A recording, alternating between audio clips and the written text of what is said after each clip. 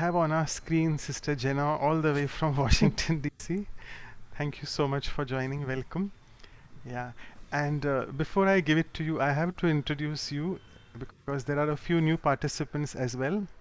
So all of you know Sister Jenna. If you go on, I'll just share that screen. She is one of the persons who really we admire for the americameditating.org. Let me just share that screen for you all and show you so much of achievements which she has been doing in that field. I can't seem to, yeah, here it is. Um, I don't know, it just has disappeared. Because you don't need it. Okay, right, it's perfect. Okay, Care for perfect, thanks. yourself. Care for yourself. Don't go through all of that stress. Okay, fine. So I'll just say that Sister Jenna has been into this for many, many years now and a very influential person in the US. And her name features in many magazines, the Eden magazine, the Owl magazine. And she's also one of the 115 powerful women in meditation. And she also has given a lot of talks, and she really conducts these talks for all those VIPs from different parts of the world. Those talks are really worth listening to, the way she deals with all those people.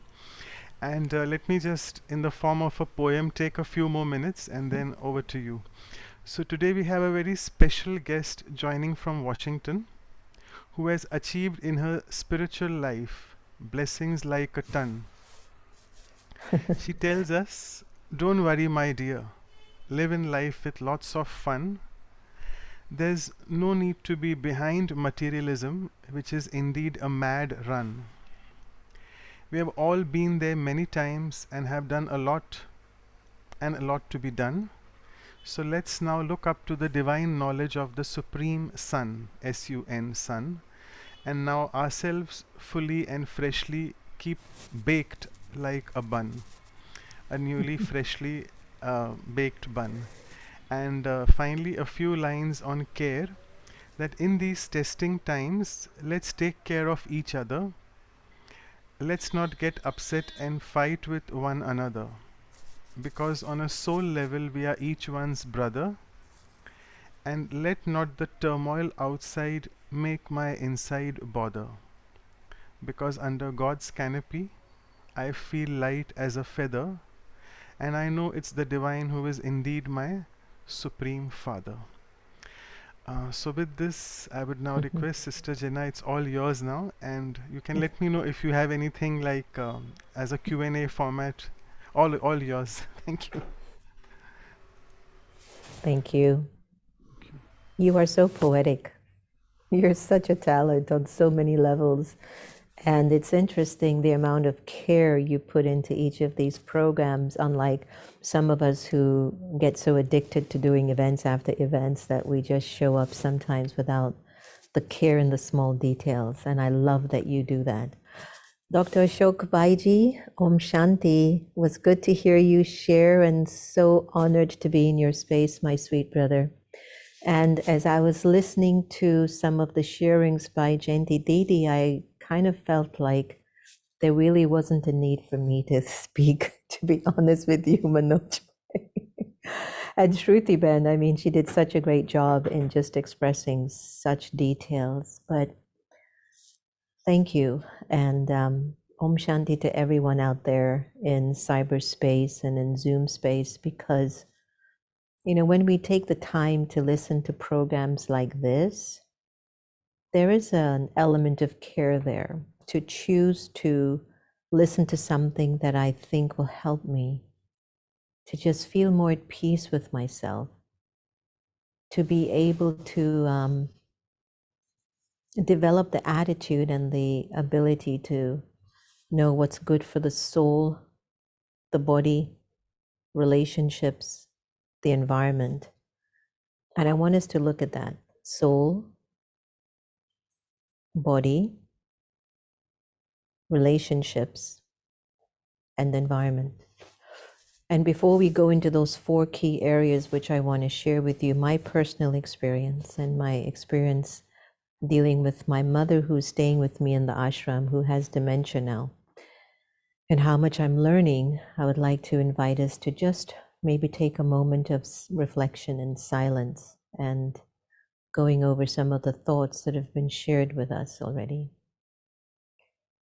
Just take a deep breath in and hold it for a moment and then breathe it out as if you're letting go a lot of tension and pressure and an uncertainty and even desires that you might have inside of yourself. Just hold a moment. When we meditate, we focus on the energy behind our two eyes. Imagine there's an infinite, immortal, imperishable, pure, powerful energy behind my two eyes. That's me. And that's you. And that's 7.5 billion of us, if we're willing to care enough to sustain it and to keep the flame of our inner light alive. Just take another deep breath in and breathe out.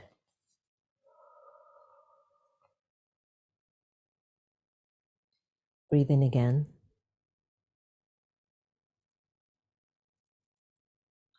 And breathe out.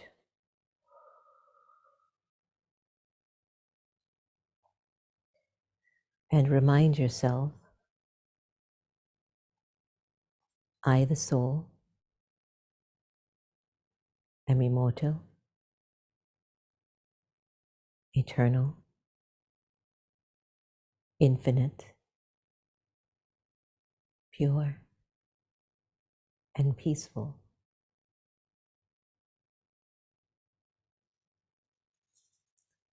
Breathe in, breathe out. Stay there just for a few moments. With your eyes gently opened, send your pure wishes and pure vibrations to all the souls in this space with you.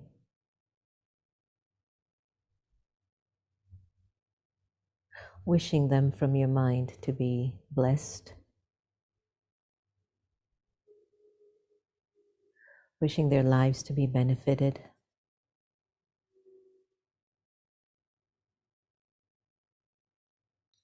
and observe how you, the soul, feel wishing somebody well.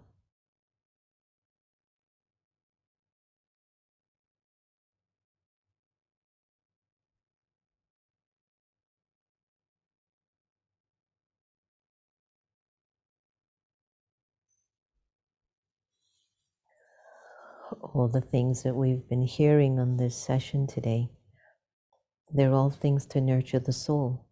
And that's what we just did. It's so subtle. Sometimes the less we push in and force ourselves to feel at peace with ourselves, or to,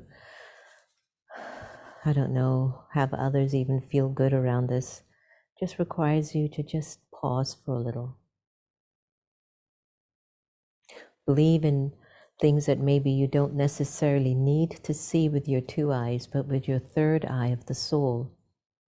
There's such a vast world there. Your entire journey is recorded behind your eyes, inside of you, the Atma, the soul. And when you understand, or at least know that, or you are aware of it, you're on the first and the most maybe step that you can take. You're actually stepping into the most important part of your self-care. The world behind your eyes is filled with so many mystical, profound truths. And the world with your two eyes can deceive you and distract you and make you care less about taking care of your beautiful inner being, the Atma, the soul. So when we come together about a conversation on care, the first and foremost important thing is to care for the soul. And the question is, do you care for what thoughts you put into the soul? And what feelings you put into the soul as a result of those thoughts? How do you spend your day? Let's say we're awake for 20 hours or 18, 19 hours a day. How do you spend your day in terms of your thoughts, the words you speak, and why, and the choices you make? Is it a soul who has the care and the understanding that each thought I have determines either if I'm caring for my innermost self or not? Daddy Janki used to always tell us, use every second in a worthwhile way. That has stayed in me as such a mantra, and for anyone who knows me, they know I don't like to waste time. So you will not see me gossiping. You will not see me trying to strategize how to put someone down or to compete with them. I just don't have time. Use your every second in a worthwhile way. If I feel like physically I can't go out to change the world, I can definitely emotionally and spiritually change my feelings, my thoughts. One more time. Go behind your eyes.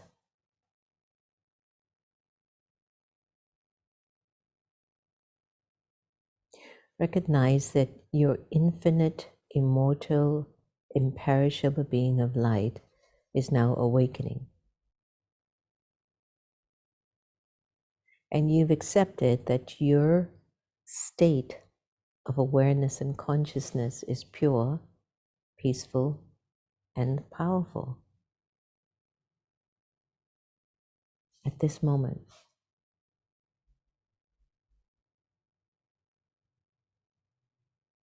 And for everyone in the space, even your friends and family in your homes,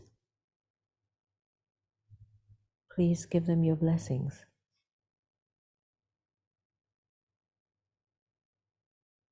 your good wishes, your pure feelings.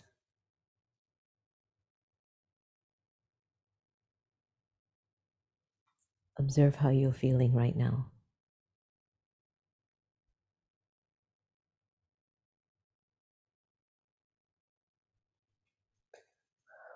When you can develop the ability to recognize that feeling in you now,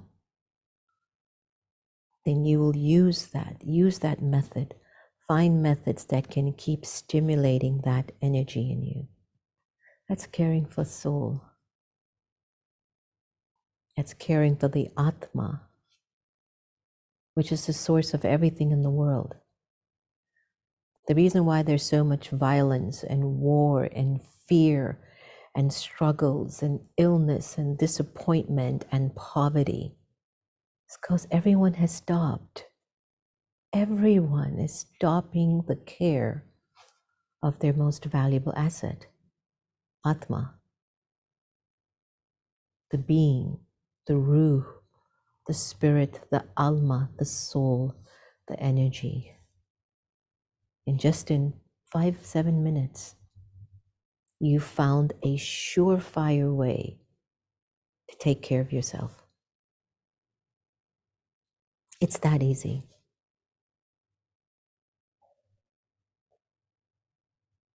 And the only reason why we don't do it is the influences of the consciousness of being so humanly motivated. I think based on the color of my skin, my features, the watch that I wear, the jewelry that I own, the designer clothes that I put on, I define who I am by the language I speak, the country I belong to, the title, the job, the family, the caste, the religion. And because energy has reached such a complicated state of definition, even if I'm white or black or Chinese or Indian with good character, the first thing somebody will see is the color of my skin or my shape of my face. And they will immediately begin to stereotype something about me that they've heard historically, that everybody who looks white and everybody who looks black is like this. No, it's not true. And so things are breaking down. And so physically, if most of our thinking and feelings are motivated by the attachment of a physical identity and understanding of our physical existence, we're hurting the soul because the soul is so vast. And I'm trying to define the soul by just being a black person. I'm fair skinned, so I'm going to be accepted. I'm white, Chinese, Spanish, African. Every day you look in the mirror, you see that person. But is that really your entirety? Is this the way you want to take care and sustain yourself? It won't be. So once the soul is in the body, it is simply playing out an expression of whatever you want that soul to be. And a soul who has cared for itself will care for others. It's the law of the universe. So the second aspect of the physical well-being, when I care for myself, I'm going to be very honest, I want to have more strength in this area.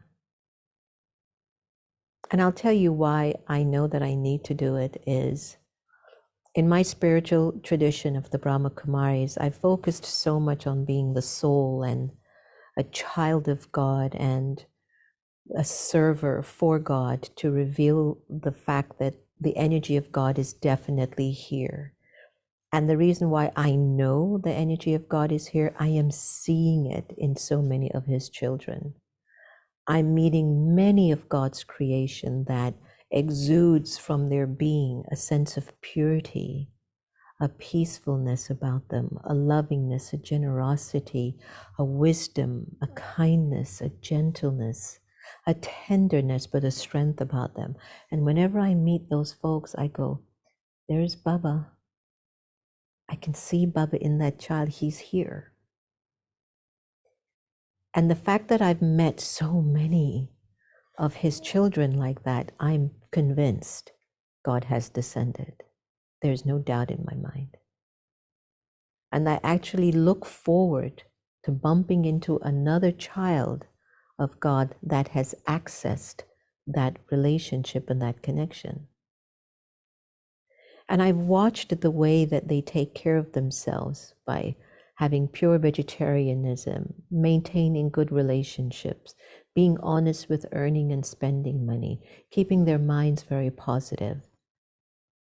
And as much as I do that for myself, I also see where I have weakness. Fried foods, Sister Jayanti doesn't have any. I love pakora. I don't know why I can't stop eating pakoras. Dr. Mehta, you're going to have to help me to stop having so much pakora. And then there are certain foods that still attract me, like the Kumaris, the sisters here will make some really nice pies and cakes, and one slice should be enough. But then I taste it, it tastes good. My consciousness knows one is enough. But then I close it and the soul stops caring and it says, could I have another slice? Just one more. And I know when I'm doing that, it's not doing good to my body. I don't do it all the time, but I'm just letting you know honestly that there are times I forget to care for my body. And that's okay. But go back and do something good for it. Drink a lot of water. Go walking, go exercising. What I've learned is that there is a particular area in the soul where Let's say you can be very neat in your room and you can feed and take care of your family very well, but when it comes on to you, you don't do it so well. There's a little area of some factor in you that you haven't understood yet, but you will one day, that doesn't care for an area that is important to you. So sometimes it happens, but if it does, I invite you to just have this conversation and go, why would you want 2 more slices? You don't need pakoras today again. What do you need, Jen? You can live without this. If you were put in a cage with only bread and water, you would survive, wouldn't you?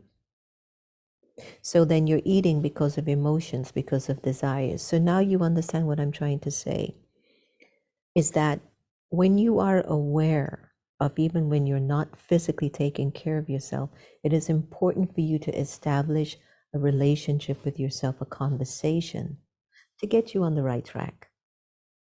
So yes, food, sleep, water, exercise, all important for your physical well-being. The way you dress, the way you comb your hair, the way you brush your teeth, the way you choose to look at things through your eyes. Not to look at things from a perspective of what's wrong with this person or what's right. No, just to look with a benevolent attitude is a means of actually serving your physical well-being. To speak peacefully and with kindness and love is a means of taking care of your physical well-being. To choose to listen to something that elevates you, inspires you, makes you happy is a means of taking care of your physical well-being. To walk on the earth, that when you get out of your bed and your feet touch the earth, you can say thank you for being there. Give it respect and honor. Put your feet softly. Get off the bed and walk softly on the earth. This is taking care of your physical well-being because it's all karmic. It leads into the way we deal with our relationships, the third factor. Relationships are everything. And I look at them like a stairway. The same relationships can take you up, and the same relationship, if you look at it, it can also kind of pull you down, you know? I think people who are in relationships and couples and marriages, you know what I mean? It can have a lot of roller coaster emotions. But they're so beautiful when they work, aren't they? And if you look at one of the reasons why we might say relationships are the most trying things, the most challenging things, every relationship that has ever been difficult for you is because you just didn't have the capacity to care enough. They could be wrong, they could be even violent, they could be lying, they could be cheating, they could be not knowing at all what you need to make this relationship better. They could be totally out there. They just don't know what's in your heart. And yet you, if you've cared for the soul, and if you've cared for your physical body, then even if they are not on best behavior, you still have the capacity in you to give that care that you have for yourself, which they inherit. It becomes an extension of who you are. The art is to not buy into their carelessness for themselves, where it starts to impact you, where you stop caring for you. So in these relationships require us to give more love, respect, and space. Sometimes you're too much in each other's faces and you don't have any time to grow as individuals and to build your strengths. So instead of looking at each other's strengths, because neither person are caring for themselves, there's conflict. And whenever you're in conflict with a human being, whether it's through thoughts, words, or even action, it's a sign. People who care less for themselves will care less for others. People who care for themselves will care for others. So you've got two people living in a home and they're fighting all the time. It's a sign they're caring less for themselves. So if we can practice the art of caring first from the soul level and then physically looking out for yourself, then you realize an extension of that is I'm going to bring the best of myself in these relationships. There's some people you just won't get along with. Your energy just aren't aligned. You know, one's from Venus, the other one's from Mars. But the moment I see that and I find it as a defect or a problem in them, it has just entered my consciousness and now I've stopped caring. Enough to protect my field. Because the fourth important factor is the environment that is created as a result of my attitude. Your home, your office, your car space is creating an aura, a vibration based on the quiet thoughts that you're thinking on a regular basis, or just your attitude. You could be in a rickshaw, a car, and it's just driving and you're looking at the people next to you in the car. What are you thinking? Maybe you had an argument with a spouse before you went to work and you're in the car and the driver's driving and even the driver can feel your frustration. It's just in the environment. So imagine if 50 cars, 50 individuals left the home angry. It's in the vibration. Then you get high temperature heat waves. And then for some reason, people are blowing their horns and everyone's just frustrated and that vibration is spreading. Because people who care less for themselves will care less for others. Why this conversation is so important is that every one of you that's online, you know that. And in the teachings of the Brahma Kumaris, the first and foremost care is to consider yourself to be a soul, is to know your spirit.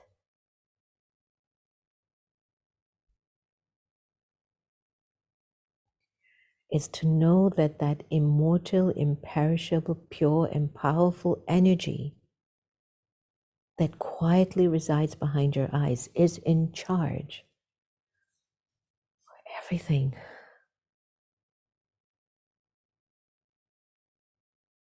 Your health, relationships, your environment, even the way you earn and spend your money, it is coming from your soul. If you can interpret money as an energy, then if you purify your energy, money will naturally find you. But if you're scared because you don't think you will ever have enough, or you look at the Joneses and the Joneses just bought a new Range Rover, or they have a new sari, or they seem to have a new diamond, or they're going to such and such of a party or a program, and you feel your worth is to match them, then you make corrupt decisions. And whenever you make a corrupt choice, you care less for the soul, and a soul who cares less for the self will care less for the consequences of others. So if you shortchange your greatest capacity and your greatest power, which is to be soul aware and soul conscious, and to believe in the power of the purity of your spirit, of your soul, and that the more you take care of the soul and develop a very intimate, deep relationship with God, Allah, Jehovah, Krishna, Bhagwan, Khuda, Brahma, whatever it is that you won't feel comfortable with calling God, God, that each time your soul remembers God, the supreme being, which can be in any name that comforts your geography, your language, or your karmic energy, every pure desire will be fulfilled. Every pure desire. That means you no longer have to be corrupted. You don't have to feel insecure or feel greater because the Joneses have a new car, a new diamond ring, or whatever. It won't matter.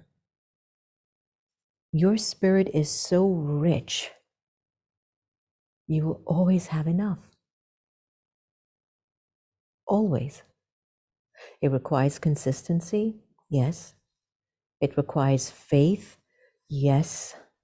It requires determination, yes. But think of the benefit. You're going to leave behind a legacy for a generation to have power.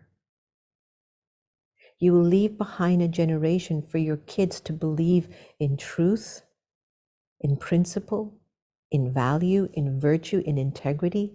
That means when you take your last breath, you know you would have contributed to a better society because you never became corrupted because you cared less for yourself. These sessions are really vital. They hit us where they need to hit us, and they open us up where we need to be opened. This is no longer life just about you and the way you want to live in the world.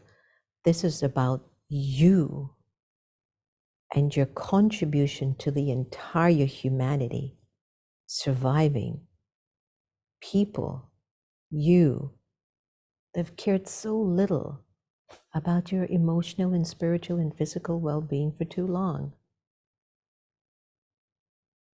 And so what I've loved about being a part of the Brahma Kumaris for quite a few decades now, I am constantly being directed. Take care of your soul.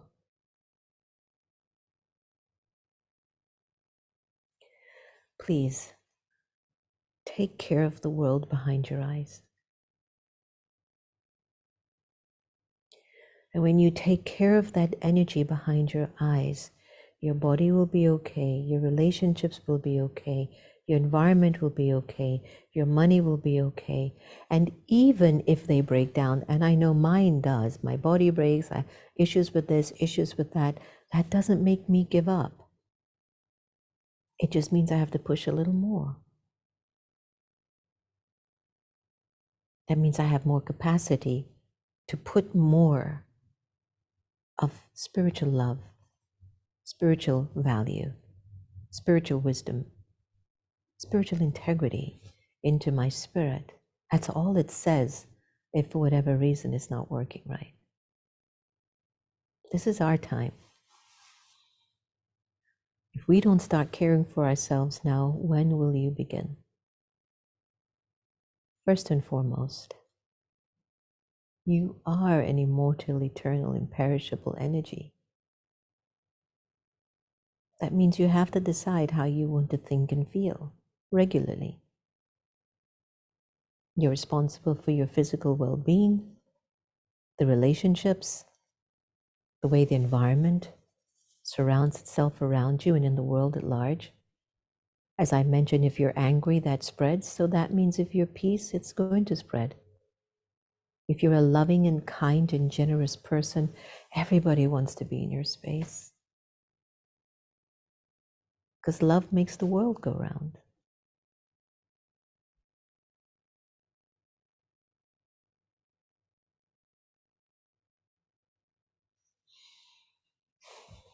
Sometimes we struggle with finding the right words about something so subtle and so normal to do.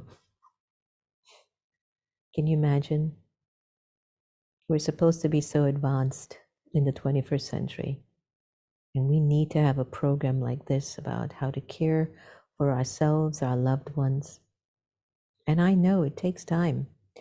When we moved into our new space, and my mother, who was also a very good teacher in the Brahma Kumaris, she developed dementia. For the first 3 months, everyone, I don't know what happened to Sister Jenna, but she was not Sister Jenna. And I could blame it on the move, could blame it on my body, I can blame it on a lot of things that took too much from me. I could.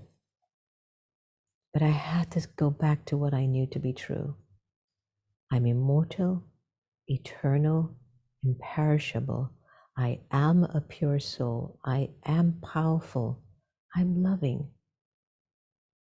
And this soul, my mother with dementia, I'm going to become a better person based on how well I take care of her. That's my assignment. And when I accepted the assignment, everything started to become easy. So I leave this in closing. Accept the assignment to take care of yourself, to take care of those around you because you take care of yourself. And knowing that by accepting the assignment that it's my turn, be so selfish, it's my turn to take care of me with my thoughts, with the words that I speak, the choices that I make, that this is my assignment. I accept it and watch how everything goes smooth for you. Even if it gets difficult, it won't last long because a soul who cares for itself would have attained enough power to overcome any challenge quickly. Challenges will come. They must come because they will help you to dig deeper and to find more capacity and more power and love in you. If you didn't have challenges, you'd get so bored. But not only bored, you would lose all your attainment because you won't feel there's a need to do much. So celebrate those tufans so they become your tofa, and just continue to elevate yourself and elevate those around you. It's our time. So I don't know how much time I have because I have to, I can go on and on, Manoj Bhai, but I just feel like I wanted to share these thoughts with everybody from my heart to yours. And this is the process that I've seen for me. And I've been there. I've been there where I didn't care for the soul. And I have seen what it did to my body, to the relationships, and to the environment. But thanks to the teachings of Raj Yoga, I would pivot myself back. Come on, get back to your truth. You can't go that far anyway. Get back. You know what's important here. And then you come back. And things just start to be nice again. All right, Dr. Manoj. Right. Thank you so much. I think we had a few question and answers for you. Uh, I, as spiritual people, sometimes we feel we don't have we can't strike this balance. Either we really take care a lot of things about ourselves, or there is absolute neglect. So how do we strike this balance? Do you want to share something? It's a great question because I'm still working on that. And the way that I look at balance, for example, my friends, and I have a lot of them who, some of them are BKs and some of them are not. I have a lot of friends who are not BKs too. And they look at my life from outside in, folks, and they're like, oh God, you just do too much. You need to rest. You need to take it easy. And time again, I responded to them, I get it. I think you are right. But my balance formula spans a 5,000-year legacy of my soul's journey. So I need to do as much good karmas as I can, but from the right mindset. And I think where the balance comes to whoever asks the question is make sure whatever you're doing, you feel good doing it. It's like you have to ask yourself, why am I doing this? And somehow your why should somehow fulfill a value, a virtue, a purpose, a skill, a talent, a passion. Once in a while, there can be duties, and once in a while, it's because you need to do it. You do it, but it shouldn't be the only way. So for me, Dr. Manoj, and whoever asked the question, I say I look at my balance within that time period and I see, have I done enough? Have I been able to be enough? And I've always come up with no, not yet. Now, if you're getting 3-4 hours sleep a day, which I've been there, now I will tell you that's not good. At least try to capture 2 extra hours during the day. It's important. If you're eating way too many pakoras and sweets, that's not a good balance. Because for the 5,000 year cycle that I am consciously recorded in my consciousness, how much more sweets can this soul handle? I might need to reduce this. So I look at my balance, whoever asked the question, as a 5,000 year narrative to see how I can fix that in me. And then sometimes I just break it down practically, um, just to see if I can just get there, you know. And as spiritual folks, I don't think we're any different than a lot of people in the world. I think there's more of a demand on our understanding of things. And I think as spiritual people, we are just supposed to be more in tuned with our shortcomings and our strengths, maybe more than an average person. But that means I shouldn't throw out the door that I still need proper rest. If you're a vegetarian, that's very, very good. So it helps you to save the environment from all the pollution with the animals and all the other things. But again, you know, you could be a vegetarian and still eat unhealthy. I'm proof of that in terms of my pakoras and sweets. But I would just ask myself the question to the questioner, what's the reason for my why here? And somehow I always find a balance if I can answer it honestly.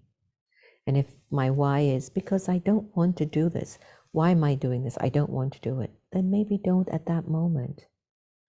But still, you have to raise your vibrations to build your capacity. So sometimes if you don't like certain things, maybe just do it with the intent in your mind. Why do I not like it? Is it below me? Is it because people are looking at me? Is it because I see other people are doing something better than me? Then it's not the act that's bothering you, it's your motive. So if the motive and the intent are not straight for you, there is an imbalance. So soul, physical body, relationships, environments are not going to be served. So ask your why and answer it honestly. That's my answer, Manoj Bhai. Thank you. Amazing. So look at my motive and my intention. What am I doing? Thank you. Amazing. And in the interest of time, I'll just take one last question. As all of you know, Sister Jenna spoke about Dadi Janki. I'm sure all of you know her very well. She was our past administrative head, and she has spent a lot of time in the West. I mean, she's the one who's instrumental for establishing so many centers, obviously, with the Supreme being there behind all the time. But she's the one who's instrumental, and I'm sure Sister Jenna has taken a lot of sustenance from her. So, do you want to specifically say a few points on how Dadi Janki has inspired you to take care, related to the value of care? How Oh, she took care of definitely. you? Yeah, yeah. She was the emperor of care, and it was interesting. As much as Dadi Janki would speak and share gyan, she was always inside. She always had this connection with Supreme Being. And that's why she was able to give as much as she could. Dadi was the epitome of caring for herself. And even when she reached, what was Dadi, 103 when she left the body? Dadi was walking 30 minutes every morning or in the evening if she missed. She ate well. She never overate. She never underate. She just cared for herself. And that's real spirituality. And I aspire to emanate and develop those values the way that Daddy left such a legacy for many of us to follow. Sister Genti, who is the best one to share on all the experiences that she must have learned from Daddy, there must have been endless, spending so many decades with Daddy Janki. The amount of lessons Genti Didi had learned from Daddy is just priceless.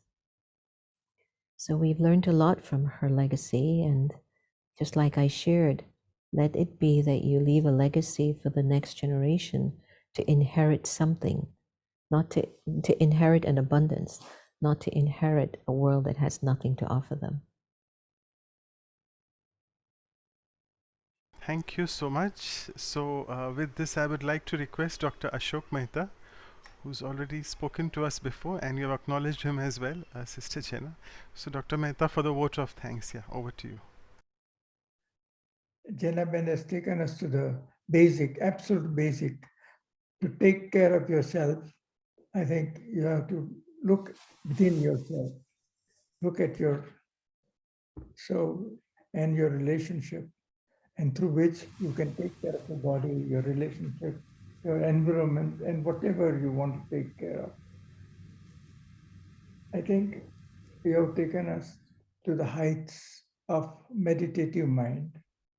We have to remain all the time connected with ourselves and with the Supreme. I think these two things are very basic that you elaborated so extensively. That you can take care of everything if you can take care of these two things. Thank you, Jenna Ben, for your enlightening talk. Thank you very much. I think you have said so much that there's very little for me to tell except to say thank you. Om Shanti. Thank you. Thank you so much, Dr. Mehta. And we have with us Sister Claudia as well. So, I'll request her to please share a few words. Yeah, over to you. Om Shanti, good morning from Vancouver and good evening for some of you, especially in India. But Sister Jenna is in Boston, so still probably morning or afternoon. I guess still morning. It was very nice to hear you talking about, and especially when we see, because as doctors, they take care of the patient, but sometimes they forget about their own body too. And the same way also, the spirituality, sometimes we want to take care of others, but we forget about our own. So the magic form here that I find out is take care of yourself and then you can take care of others. If we really want to take care of others, we take care of ourselves first. That is for the body and also for the mind. Because sometimes I even heard about many times in some lectures that the doctors sometimes they pay so much attention, they tell things to others, with them themselves don't do it. So spirituality is the same way too. We have to, when we say something to others, we also have to practice. So it's very nice to hear you talk about this. Emphasize, take care of yourself, and then you can take care of others. Thank you very much. Thank you so much. And yes, I would want to share the screen now and show all of you. That screen was there. I don't know how I missed it, so I'm so sorry. So if you all can see now that America Meditating, just go over there, visit about this and see what Sister Jenna has done. She was speaking about an angel called Sister Geeta, that is her Lokik mother. You can see, you can go on that and see what she has done. And this is Brother Santosh. I think he was there last time as well. I don't know whether he's there today as well with us here. Okay, so I would request all of you all to just visit the americameditating.org and enjoy. I will just Dr. now take. Manoj, Yeah. you forgot to introduce little Happy, who's the mascot for. See, that's also care. I'll tell you, having an animal, whether it's a bird, a fish, a cat, a dog, I've heard that a lot of people are finding a great amount of comfort and clear. And that's our little mascot for America Meditating, Happy. Fine. Thank you, thank you. I forgot the poor You happy one. forgot Yeah. happy. Yes. Yeah. So before we go into the meditation mode with Sister Jenna, I'll just take a few more minutes and share the screen and do our announcements as always. And I think Anu sister, you can be ready for the photograph after this, so that then we can go into the meditation mode and exit in silence. Is that okay? Yeah. Continuing with our power series, the powers talk, we have the seventh power now, power to face. We call in Hindi Samna Karne Ki Shakti. That's happening tomorrow in the next 24 hours. And it's Sister Savita, all the way from Abu. And she's the national coordinator of the women's wing of our Raj Yoga Education and Research Foundation. And continuing with our talks, we have Selflessness, Niswartha, next weekend by Brother Ken. You would be amazed that he underwent a heart surgery as well, a minor one though, but he was highly selfless enough to say, yes, no worries, it's already there on my list. I had told him quite a few months ago and he remembered that. So he'll be joining us for that. And again, followed by it, the workshop as we have a very close ally of Sister Jenna, that is Sister Aruna. And let me just break the news here as well for all of you. We have our second birthday anniversary of the Values Workshop. We'll be celebrating it in last week of October. So we'll be having our dear brother Eric conversing with both of these stalwarts, Sister Aruna and Sister Jenna. So I'm sure you don't want to miss that. And as always, we do the silence retreat once a month, the last Sunday for 2 hours. India time it's morning and West Coast time is evening. And this time it will be on selflessness. The theme would be that. And this is our elegant calendar which has been designed by Sister Kosha. So it's there on our groups, and we will be sending you all the materials as well. And I forgot to mention that the ones who have joined new, can you please share your emails and WhatsApp numbers so that we can send you all the review material and all these whatever notes we have taken down in the form of PPTs will be shared with all of you by email. Okay, and I'll just stop sharing. And Anu sister, if you're ready with the photograph, we'll take it immediately and then we'll go in the meditation mode. Yeah. Is that okay? Yeah. Everyone, you can open Yeah. your camera. Thank you, Sister Jenna. So bring that self-care, beautiful smiles. Mhm. So once again, whoever have not opened their videos, you have few seconds.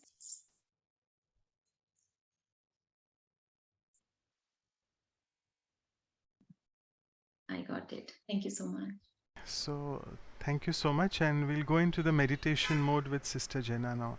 And shall I play some background music? Is that okay in the background?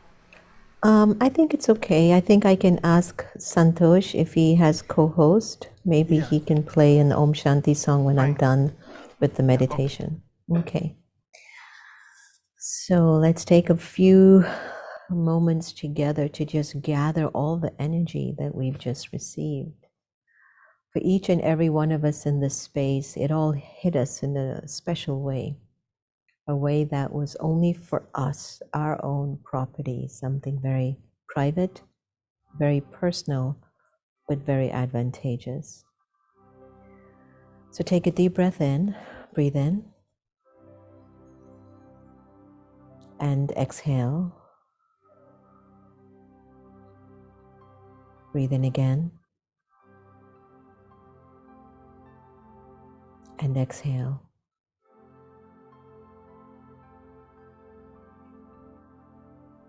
Get comfortable with being in your own company behind your eyes.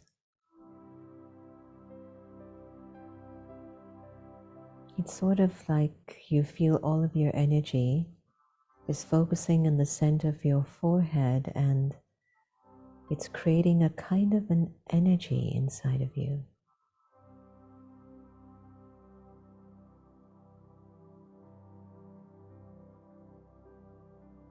Just keep letting go of the tensions of the body and focus on the energy behind your eyes.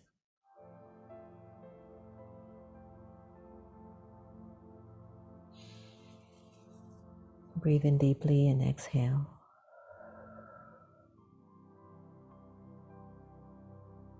Focus on the energy behind your eyes, the soul.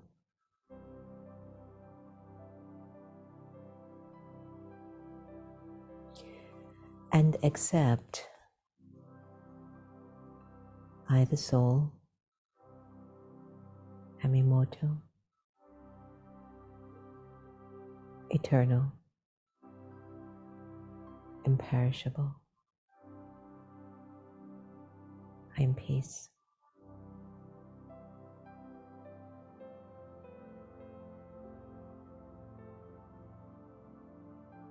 I am peace.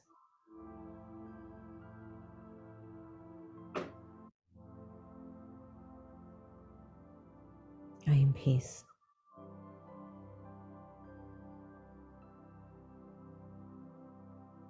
In this awareness, I can feel the energy of God, the ocean of peace, filling me up with more peace. A sacred peace, a divine peace, a peace that's pure.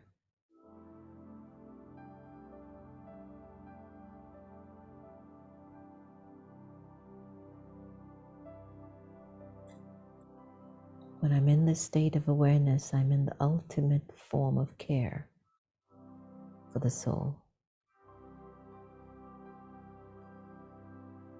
The soul and God, connected, in peace. It's the ultimate form of care.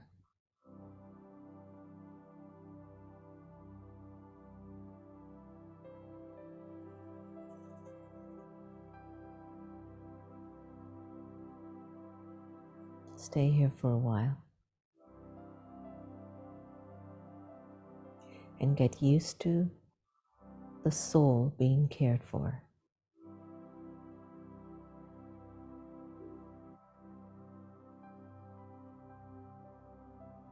Om Shanti.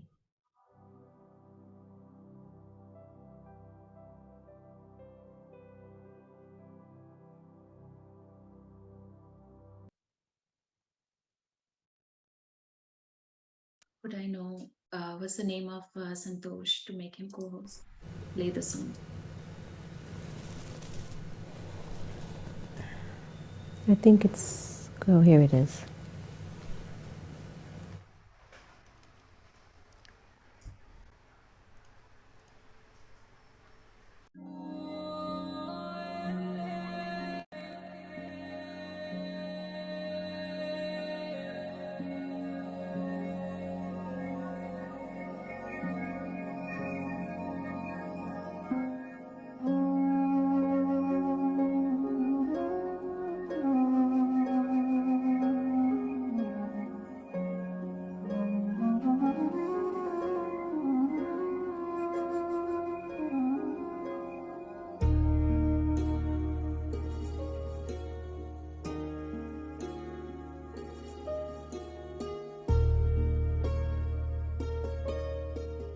Om Shanti.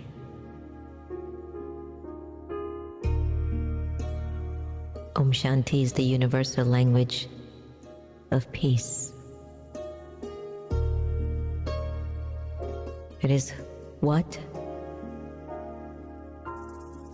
It is who every soul is. From the place of peace, I can live out my fullest expression of life.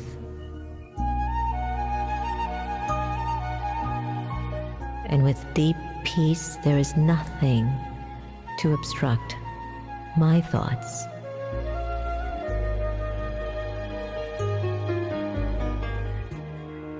I am able to yield to what is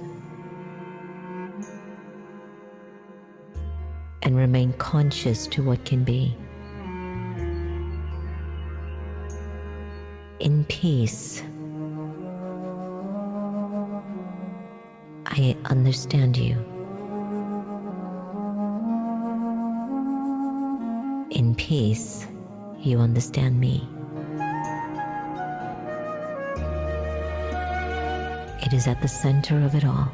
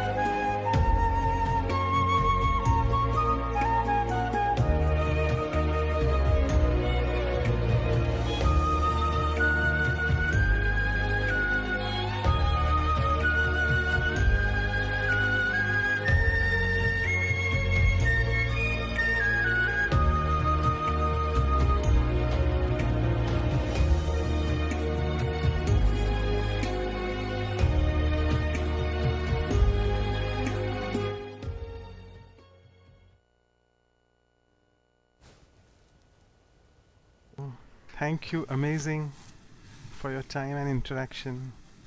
We look Thank forward to you. seeing you very soon. Yeah, October. October, yeah. Thank you.